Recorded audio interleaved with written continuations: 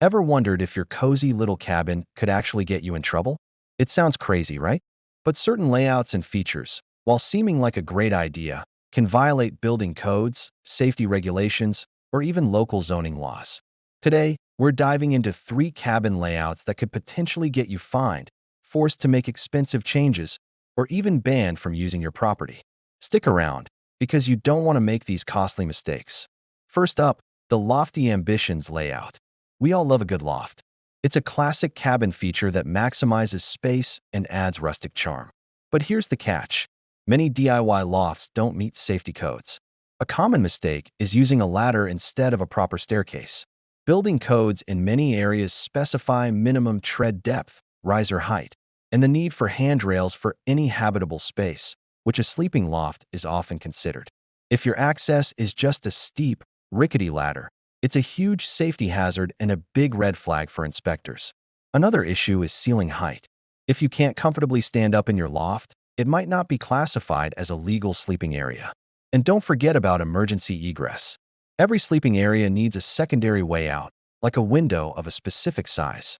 A loft with no window or one that's too small to crawl through is a major code violation. So, before you build that dreamy loft, check your local codes for staircase, ceiling height, and egress window requirements. Next, let's talk about the bathroom blunder. Picture this, a tiny, efficient cabin with a bathroom tucked into a corner. What could be wrong with that? Well, a lot actually. The big issue here is often ventilation. Bathrooms produce a ton of moisture, and without proper ventilation, you're basically creating a perfect environment for mold and mildew. This can cause serious structural damage to your wood cabin and pose health risks. A simple open window often isn't enough to satisfy code, which usually requires a mechanical exhaust fan vented to the outside. Another problem is plumbing. Improperly installed plumbing, especially DIY setups that don't have the right traps or venting, can lead to sewer gases backing up into your cabin. Not only is this unpleasant, it's also dangerous. And finally, there are clearance codes. You need a certain amount of clear space in front of the toilet and sink for them to be considered functional and safe. A bathroom that's too cramped might not get the green light. Our third and final layout that could get you banned is what I call the detached deception.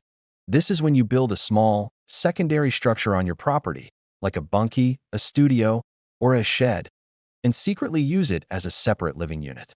You might think you're being clever, avoiding permits for a guest house. But zoning laws are very strict about accessory dwelling units, or ADUs. Most jurisdictions have rules about how many kitchens or full bathrooms you can have on a single-family lot. If your shed has its own plumbing and cooking facilities, officials will see it as an illegal second dwelling.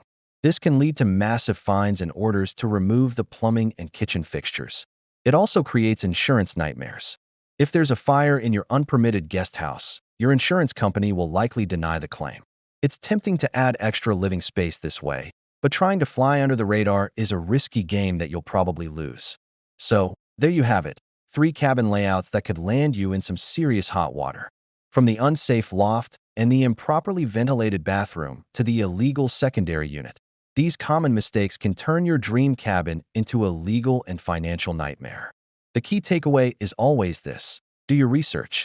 Before you hammer a single nail, talk to your local building department, understand the codes and zoning laws in your area, and get the proper permits. It might seem like a hassle up front, but it will save you a world of trouble down the road. Thanks so much for watching. If you found this helpful, give us a thumbs up and hit that subscribe button for more cabin tips and tricks. We'll see you in the next video.